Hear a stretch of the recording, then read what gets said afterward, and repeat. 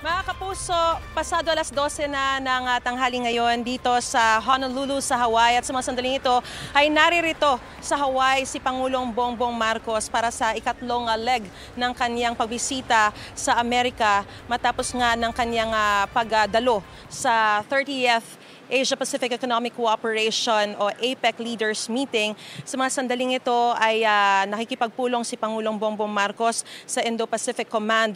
Pero kagabi sa kanyang paglapag dito sa Hawaii, inalala ni Pangulong Bongbong Marcos ang mga kababayan nating nasawi sa malawakang wildfire sa Maui na naganap noong Agosto.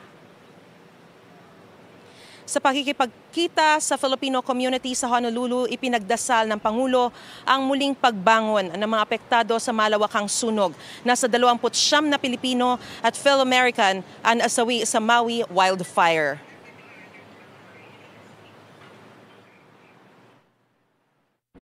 Mga kapuso, para una ka sa mga balita, mag-subscribe sa GMA Integrated News sa YouTube.